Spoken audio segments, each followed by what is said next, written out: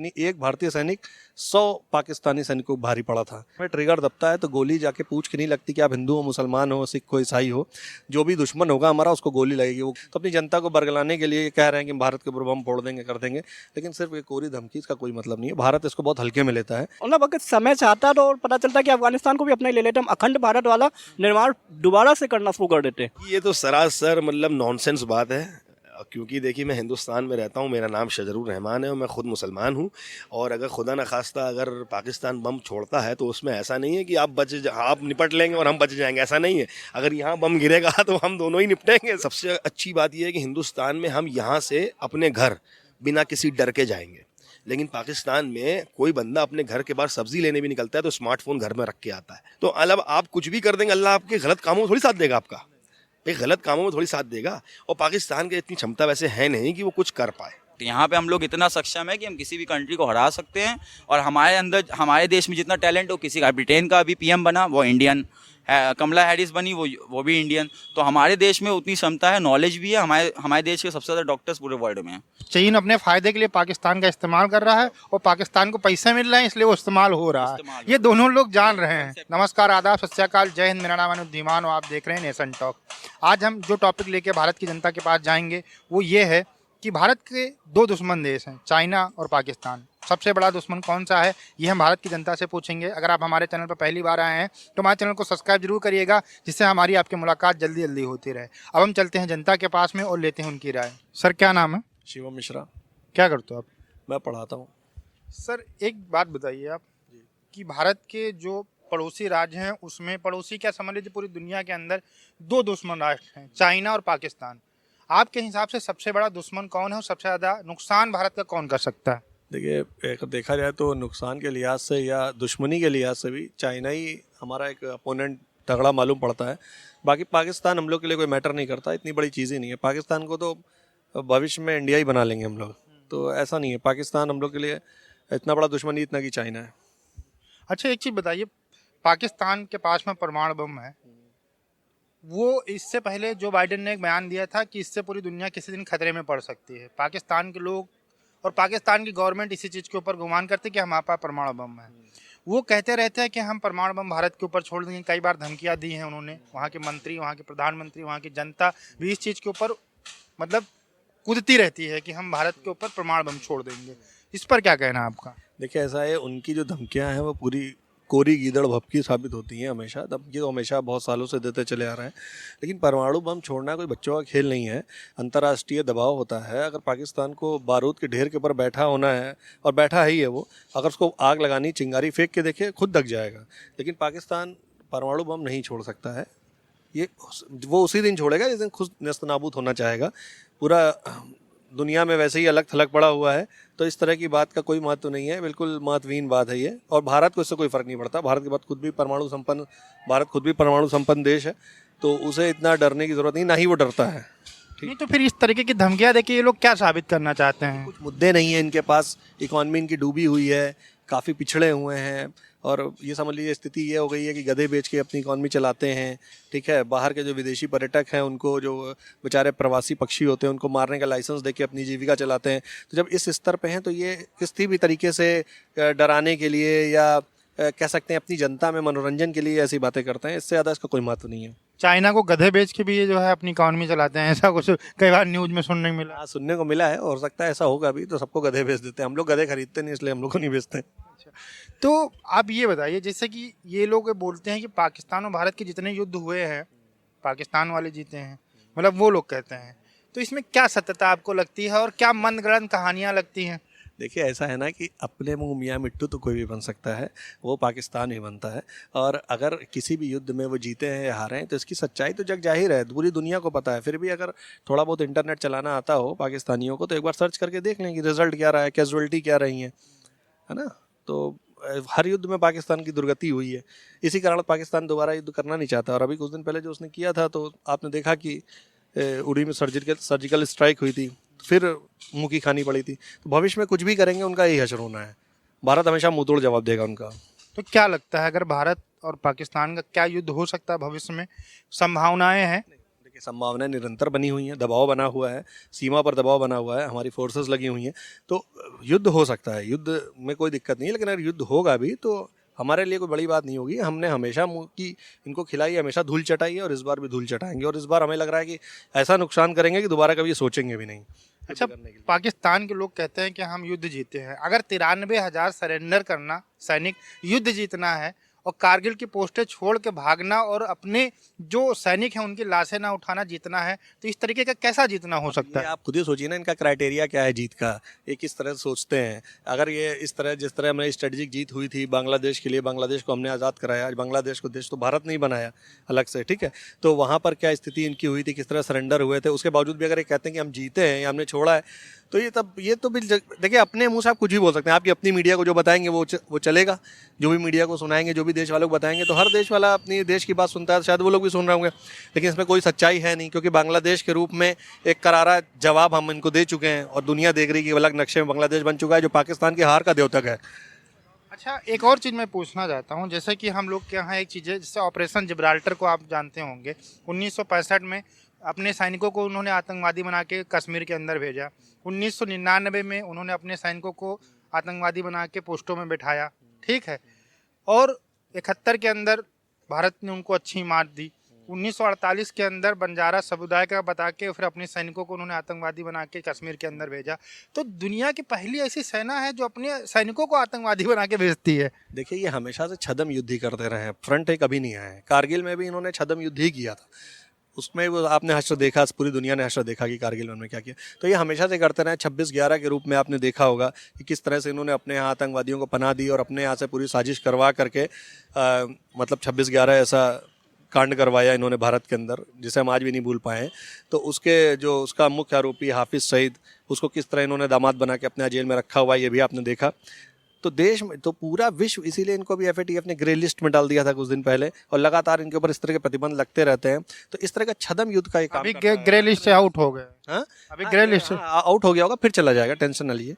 जिस तरह की इनकी हरकतें हैं फिर ग्रे लिस्ट में जाएंगे। लेकिन ये हमेशा से छद्म युद्ध करता रहा है। छद्म युद्ध के कारण ही ये अभी तक बचा हुआ है। ये फ्रंट युद्ध जिस दिन भी करते हैं, जब भी करते हैं, तो उनका बुरा नुकसान होता है। और अब काफ़ी दिन से युद्ध नहीं हुआ है, तो अपनी जनता को बरगलाने के लिए ये कह रहे हैं कि भारत के ऊपर बम फोड़ देंगे, कर देंगे। लेकिन सिर्फ ये कोरी धमकी, इसका कोई मतलब नहीं है। भारत इसको बहुत हल्के में लेता है, कोई भी फर्क नहीं पड़ता भारतवासियों को। अच्छा, एक और चीज़, वहाँ पे बहुत ज़्यादा लोग हैं, क्योंकि धार्मिक बहुत ज़्यादा वहाँ पर चीज़ें होती हैं। वो लोग कहते हैं कि हम मुसलमान हैं और मुसलमान जो है सबसे ऊपर होता है, वो कभी हारता नहीं है। इस वजह से हम लोग कभी हारे नहीं, आज तक जीतते रहे हैं। और अगर भारत और पाकिस्तान से युद्ध होता है तो हम मुसलमान हैं, तो हम युद्ध जीत जाएंगे।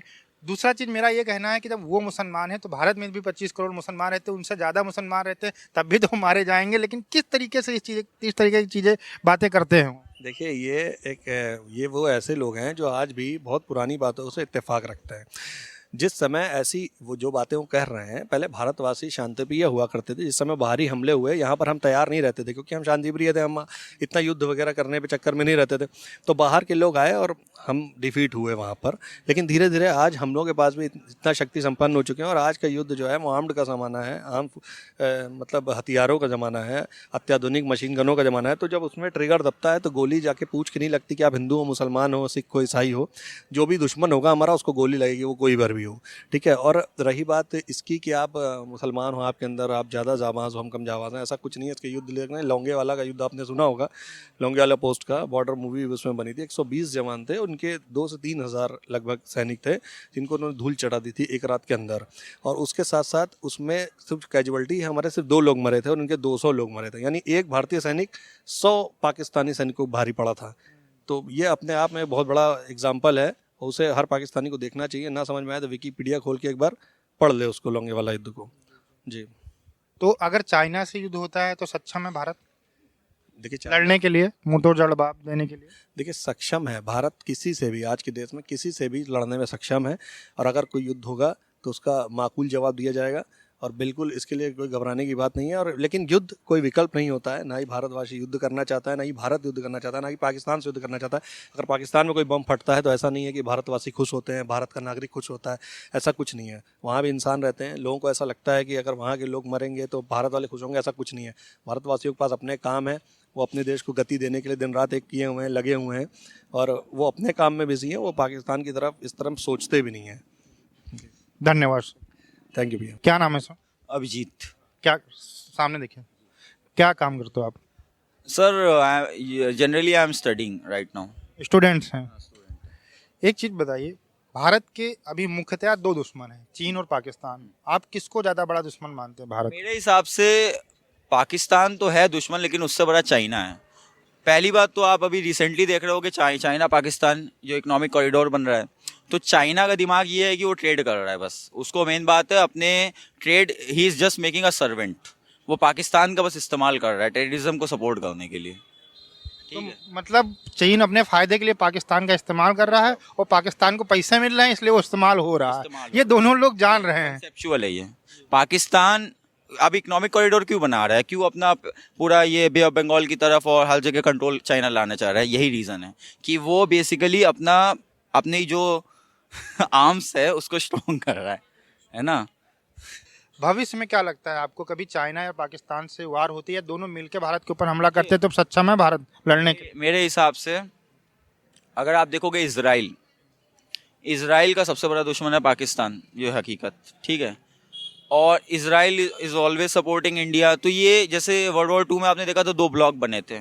ब्लॉक 2 इस तरीके से बने थे कि कुछ कंट्रीज जो सपोर्ट कर रहे थे जापान को, और कुछ कंट्री जर्मनी को सपोर्ट कर रहे थे, और कुछ कंट्रीज यहाँ सपोर्ट कर रहे थे। तो 2 ब्लॉक्स बने। तो यहाँ पे चाइना ऑटोमेटिकली पाकिस्तान को सपोर्ट करेगा, क्योंकि ही इज़ प्रोवाइडिंग लैंड, उनको अपनी मिलिट्री अंदर घुसने को दे रहा है और हर चीज़ इंडिया पे घेरने की कोशिश कर रहा है। तो भाई सिंपल सी बात है, पाकिस्तान तो हमेशा चीन को सपोर्ट करेगा ही, ये फैक्ट है। और इंडिया, हम लोग बोलते ही हैं कि इंडिया एक न्यूट्रल कंट्री है, वो ना किसी का सपोर्ट मांगती है, क्योंकि हम खुद इतना सक्षम है कि हम किसी से भी लड़ सकते हैं। हमारी लार्जेस्ट आर्मी है, ऐसे ही नहीं है 3rd लार्जेस्ट आर्मी। हम लोग मुंहतोड़ जवाब दे सकते तो जवाब दे सकते हैं, क्योंकि हमारे पास कंट्री में डाइवर्सिटी बहुत है, जो बाकी कंट्रीज़ में डाइवर्सिटी आपको नहीं मिलेगी।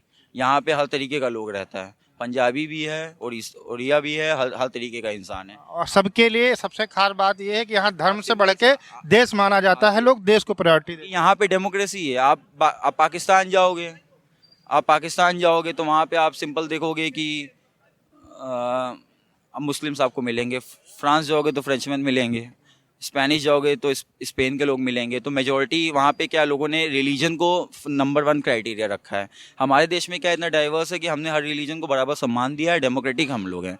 तो हमारे अंदर भले चाहे जितने भी उल्टे सीधे लोग हो, लेकिन वी आर वन। सो हमारे अंदर एक फीलिंग होती है। आप कहीं भी देखो, युद्ध होता है, कुछ भी होता है, मेरा पर्सनल व्यू है, I don't like actress, I don't like movies, I don't like Bollywood, I don't like anything. मेरे लिए भाई देश हमारे लिए सबसे बड़ा है। देश सबके लिए सबसे बड़ा, भारत के जो लोग कुछ लोग के लिए नहीं है, ये मैं आपको पॉइंट आउट अभी बता रहा हूँ। आप एक्टर को देखिए, एक्ट्रेस को देखिए, ये अपने देश को कुछ नहीं समझते हैं। ये बस इनको बोलना आता है ट्विटर पे, और उनको कोई मतलब नहीं है कि वो क्या बोल रहे हैं। आप ये सिंपल सी बात जानते हैं। देखिए, देश मेरे लिए, चाहे वो मुस्लिम हो, चाहे हिंदू हो, सिख हो, यहाँ पे सब अपने देश से प्यार करते हैं, और बेसिकली यहाँ सबने जान दी है। तो ये एक्टर आजकल आप देखते हो मीडिया एक्टर, अरे मैम प्लीज वेट इंटरव्यू में। भाई किसी फौजी के पास भी जाके इंटरव्यू लो, उनसे पूछो तो कि ग्राउंड लेवल पे प्रॉब्लम क्या है। हर चीज़ ये नहीं होता कि छोटे छोटे कपड़े पहन लिए तो हम पहुँच गए माइक लेके। This is not a country with short clothes and everything. This is a country with love and respect. यहाँ पे हम लोग इतना सक्षम है कि हम किसी भी कंट्री को हरा सकते हैं। और हमारे देश में जितना टैलेंट हो किसी का, ब्रिटेन का अभी PM बना वो इंडियन है, कमला हैरिस बनी वो भी इंडियन। तो हमारे देश में उतनी क्षमता है, नॉलेज भी है। हमारे देश के सबसे ज़्यादा डॉक्टर्स पूरे वर्ल्ड में हैं, हर नॉलेज में हम नंबर 1 हैं। तो हमारे पास जितना दिमाग हो किसी के पास नहीं है, ये हकीकत, ये हमारे देश की है। धन्यवाद है ना, थैंक यू। आप बोलेंगे सर? मैं क्या बोलूँ, आप बताइए। आप ये बताइए, भारत और जो पाकिस्तान है, ठीक है, ये दुश्मन है, चाइना दुश्मन है। तो आप भारत के नागरिक हैं, आप ये बताइए कि चाइना सबसे बड़ा दुश्मन है, पाकिस्तान सबसे बड़ा दुश्मन? देखिए सर, दुश्मन की बात करें तो चाइना ही सबसे बड़ा दुश्मन है, क्योंकि हमारी टेरिटरी पे कब्जा तो वही कर रहा है चाइना। पाकिस्तान का तो कब्जा ही नहीं कहीं पर। पाकिस्तान तो बहुत छोटी सी कंट्री है, ठीक है। और कहीं ना कहीं अभी जो भाई साहब बोल के गए हैं कि चाइना का पूरा सपोर्ट कहीं ना कहीं बैकग्राउंड में पाकिस्तान तो करता है। असल में पाकिस्तान एक न्यूट्रल कंट्री है। वो US का भी सपोर्ट करता है बराबर से, चाइना को भी सपोर्ट करता है। वो किसी को ना दुखी करता है ना किसी को खुश करता वो पैसे के लिए किसी कुछ भी करेगा। कुछ भी कर देता है। देखिए उनके जो गधे हैं, सारे गधे चाइना जाते हैं पाकिस्तान के, सारे गधे। ओसामा बिन लादेन को पकड़वाया पाकिस्तान ने यूएस के थ्रू। तो यानी कि पाकिस्तान दोनों के लिए इक्वल है, वो किसी की से नाराज़गी नहीं चाहता है। वो चाहता है कि भैया तुम हमको थोड़ा खाने पीने के लिए देते रहो, यहाँ भुखमरी बहुत है, हमें खाना पीना मिलता रहा है बस केवल। नेताओं का जनता के लिए नहीं ना। जनता के पास तो वहाँ मेरे ख्याल से सुना है मैंने कि वहाँ आटा खरीदने भर का भी पैसा नहीं हो पाता है। बहुत बड़े मतलब हालात ठीक नहीं है वहाँ के। एक चीज़ बताइए सर कि वहाँ के नेता जो है, वहाँ के बहुत सारे लोग जो है वो हमेशा परमाणु बम की धमकी देते रहते हैं कि भारत के ऊपर छोड़ देंगे। जैसे एक मिनिस्टर थे कि हमने छोटे छोटे बम बना के रखे हैं। एक मिनिस्टर ने कहा था कि हम ऐसे बम बनाए हैं जिसमें सिर्फ हिंदू मरेंगे, मुसलमान नहीं मरेंगे, है ना। ऐसा ऐसा मतलब वहाँ बयान आते रहते हैं। तो ये किस तरीके की बेहूदगी वाली बातें करते रहते हैं ये लोग? ये तो सरासर मतलब नॉनसेंस बात है। क्योंकि देखिए मैं हिंदुस्तान में रहता हूँ, मेरा नाम शजरुर रहमान है और मैं ख़ुद मुसलमान हूँ। और अगर खुदा न खास्ता अगर पाकिस्तान बम छोड़ता है तो उसमें ऐसा नहीं है कि आप निपट लेंगे और हम बच जाएंगे, ऐसा नहीं है। अगर यहाँ बम गिरेगा तो हम दोनों ही निपटेंगे इसके अंदर। वही चीज़ मतलब ये इस तरीके की हरकतें करने से ये नॉनसेंस बातें हैं, वो नॉनसेंस बयान है। उनको आप यही है कि आप छोड़ ही दीजिए, उनको कोई फ़ायदा नहीं है इन सब बातों का सुन के। अच्छा एक और चीज़ है, जैसे कि हम लोग ने इतनी वार लड़ी, यहाँ पर क्या होता है, यहाँ पर कुछ भी देश के ऊपर आता है तो सब एक हो जाते हैं। धर्म जात सब आदमी भूल के लड़ना, जो जो जैसा कर पाता है करता है देश के बात के ऊपर। वहाँ पर जैसे कि एक इंटरव्यू करते हैं शोएब चौधरी, उन्होंने वहाँ के लोगों से पूछा भारत और पाकिस्तान की लड़ाई होगी तो क्या पाकिस्तान जीत जाएगा? तो वो ये कहते हैं कि हम मुस्लिम हैं इसलिए जीत जाएंगे, हम हारेंगे नहीं। तो हमारा कहने का मतलब है भैया जब तुम्हारे पास 22 करोड़ मुस्लिम है तो हमारे पास तो 25 करोड़ है, तब भी तो तुम हारोगे, तभी तो तुम पीटे जाओगे। फिर ये क्या मतलब ये कौन सा लॉजिक है? देखिए ये सब कुछ नहीं है, ये सब बेकार की बातें हैं। गोली कोई धर्म और जात देख के तो लगेगी नहीं। हमने अभी आपको एग्जाम्पल दिया, अगर यहाँ पर पाकिस्तान बम फेंकेगा इस जगह पर तो हम और आप दोनों ही निपटेंगे इसमें। ऐसा नहीं है कि आप बम आप ही के जाएगा मेरे मुझको। ये साइंस हो सकता है उनके पास में हो कुछ। देखिए दोनों का होगा और उनका अपना अकीदा होगा भाई इस बात का कि जो है हम मुसलमान हैं, अल्लाह हमारे साथ। अल्लाह हमारे साथ भी तो है, अल्लाह आपके साथ नहीं है क्या?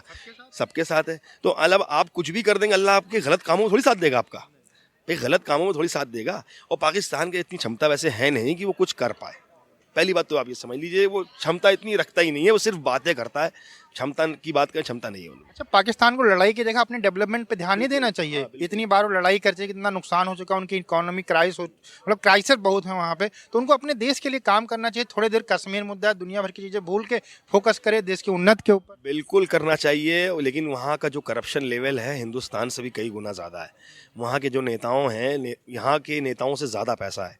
सोच लीजिए वहाँ पॉपुलेशन कितनी कम है और यहाँ पॉपुलेशन कितनी ज़्यादा है, उसके बावजूद वहाँ के नेताओं के पास बहुत पैसा है।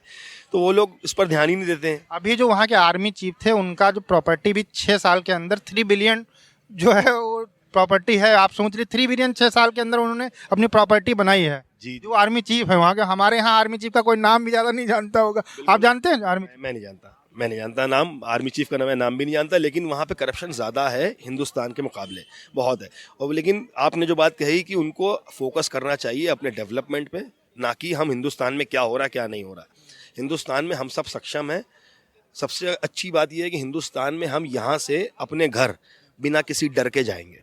लेकिन पाकिस्तान में कोई बंदा अपने घर के बाहर सब्जी लेने भी निकलता है तो स्मार्टफोन घर में रख के आता है, कहीं ऐसा ना हो कि रास्ते में हमको लूट लिया जाए। लोग लोग महंगी बाइकें नहीं खरीद पाते हैं, कहीं ऐसा ना हो कि हम बाइक लेके निकले दो और लूट ली जाए। लेकिन कम से कम इस बात का हमें सुकून है कि अभी RDSO में खड़ा हूँ, यहाँ से मैं चौक जाऊँगा तो सुकून से जाऊँगा, अपने घर जाऊँगा, मोबाइल भी रख के जाऊँगा, बटुआ भी रख के जाऊँगा, गाड़ी भी लेके जाऊँगा। तो कोई बोलेगा ही नहीं बीच में। ये सही कह रहे हैं, कोई बोलेगा भी नहीं। धन्यवाद सर। धन्यवाद सर। क्या नाम है सर? हिमांशु सक्सेना, क्या करते हो आप? टीचिंग करता हूँ। अच्छा टीचिंग करते हैं आप। एक क्वेश्चन है, उसका जवाब आप दे सकते हैं, देंगे?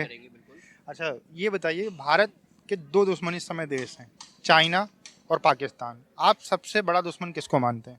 देखिए भारत के हिसाब से अगर देखा जाए तो दुश्मन मानने वाली बात ही नहीं है। भारत दुश्मन नहीं मानता है, बट एक बात रही है भारत में कि भारत खुद से किसी और देश पे अटैक नहीं करता है। इकलौता आज तक एक ही बार हुआ है जो कि एयर स्ट्राइक कहलाती है। उससे पहले हम अगर इतिहास से उठा के देख ले कि अगर सामने हमें कोई परेशान नहीं करेगा तो हम आप पे कोई अटैक नहीं करेंगे, ना आप हमारे दुश्मन हो। चाहे वो आप एंशियंट उठा करके रावण से उठा के ले ले, लंका में भी रावण अगर उठा के ना ले जाता सीता जी को तो हम उन पर भी अटैक ना करते। आप इतिहास उठा के देख लीजिए, ब्रिटिश आए थे, हम ब्रिटेन नहीं गए थे, चाइना आया, हम चाइना नहीं गए, पाकिस्तान आया, हम पाकिस्तान नहीं जा रहे। तो भारत दुश्मन नहीं मानता है। आप अगर हमें उंगली करोगे, परेशान करोगे, डिस्टर्ब करोगे, हमारी शांति में, पीस में, चीज़ों में आप डिस्टर्बेंस करोगे किसी भी तरीके से, हमारे फाइनेंशियल बेसिस पे, हमारे पब्लिक पे, हमारी आवाम को, पब्लिक को आप परेशान करोगे तो उसका रिप्लाई देना बनता है। तो हम उतना ही रिप्लाई करते हैं जितना ज़रूरी है समय के हिसाब से। ऐसा नहीं कि हम आप में एक्सेस करके आपकी प्रॉपर्टी को एक्वायर कर लें। अच्छा एक चीज़ बताइए, आप कहते हैं कभी मतलब मैं पाकिस्तानी जो क्वेश्चन पुटअप करते हैं मेरे कमेंट में, मैं वो पूछ रहा हूँ, अरे पाकिस्तानी समझ लो पूछ रहा हूँ कि 19 आप कहते हो अटैक नहीं करते हैं, तो 1971 में आपने बांग्लादेश को क्यों अलग करा दिया? क्या वो रीजन थे? देखिए हमने अलग नहीं कराया, वहाँ की पब्लिक जो पाकिस्तान बना था, पाकिस्तान आप पहले देखिए ना, बांग्लादेश या पाकिस्तान बनने की कहानी समझे, उनकी डिमांड क्या थी? उनकी डिमांड ये थी कि पाकिस्तान की जो पब्लिक थी, जो ज़्यादा मेजॉरिटी में थी, वो बांग्लादेश वाले एरिया में थी, वो पूर्वी पाकिस्तान था, है ना। और जो पाकिस्तान की सरकार चलाना चाहते थे वो पश्चिमी पाकिस्तान से, तो उनकी आपस में नहीं बन रही थी।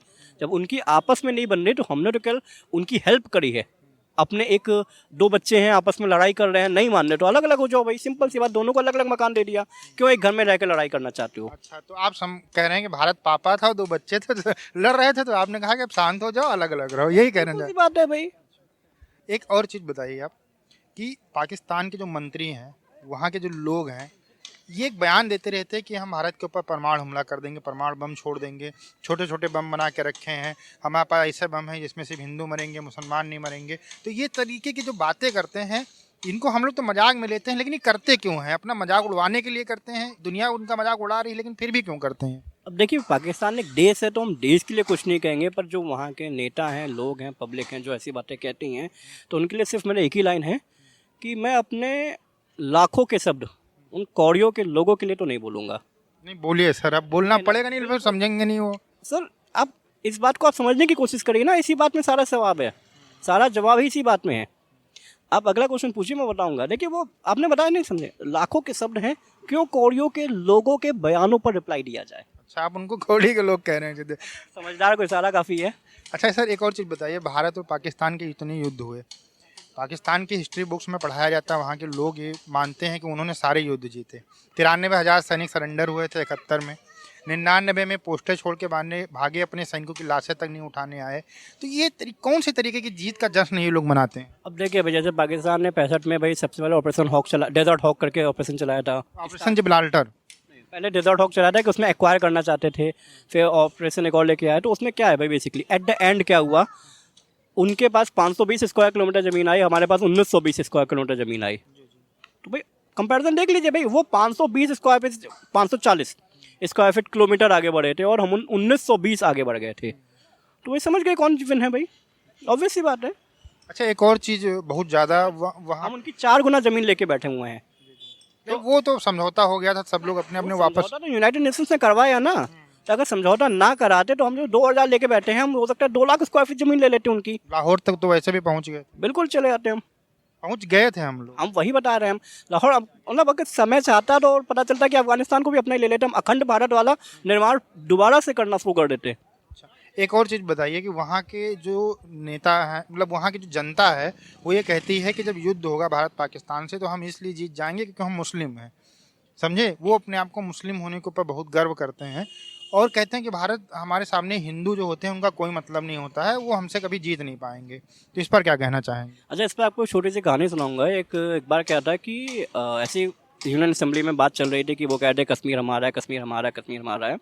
तो ऐसे एक कहानी होती है कि लगभग आज से 50,000 साल पहले एक बार कश्यप ऋषि थे, जिनके नाम पर कश्मीर बना है। वो नहाने गए, समुद्र झील थी वहाँ पे, नहाने गए कश्मीर में। तो पाकिस्तानी आए, उनके कपड़े उठा के ले गए।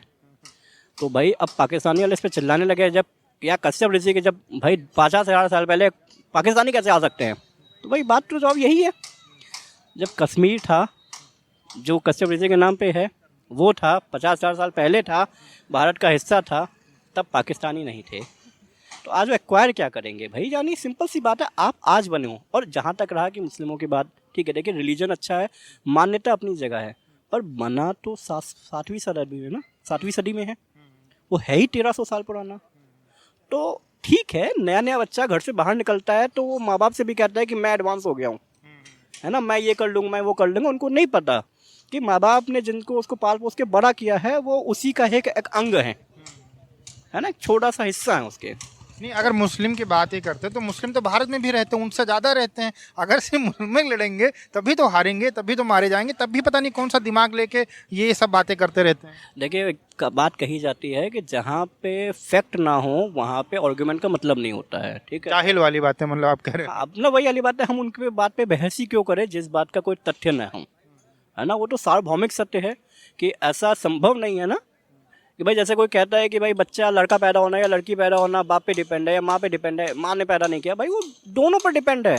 और आप दोनों पे भी नहीं डिपेंड है, वो तो किस्मत का खेल है भाई, कुछ भी हो सकता है। तो सेम वही बात है कि आपके कहने से आपको ऐसी मिसाल फेंकेंगे सिर्फ हिंदू मरेंगे मुस्लिम नहीं मरेंगे, या मुस्लिम मरेंगे हिंदू नहीं मरेंगे, ऐसा कुछ नहीं है।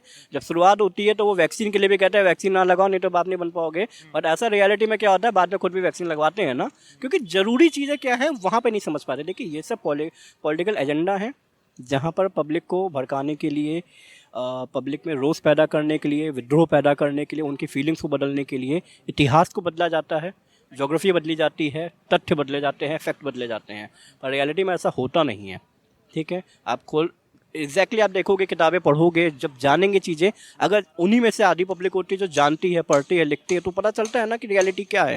एजुकेशन की कमी है पाकिस्तान। देखिए एजुकेशन की कमी नहीं है, देखिए एजुकेशन की कमी तो ऐसा कहा जा सकता है कि एजुकेशन जो चलाने वाले बॉडीज़ होती हैं वो बॉडीज़ एक नया एजुकेशन ही तैयार कर देती हैं, तो उन बॉडीज़ की कमी है। उन बॉडीज़ को गवर्न करती है पॉलिटिकल पार्टीज़, वो चाहे इंडिया हो, चाहे पाकिस्तान हो, चाहे चाइना हो, चाहे रसिया हो, चाहे अमेरिका हो, किसी भी देश में हो।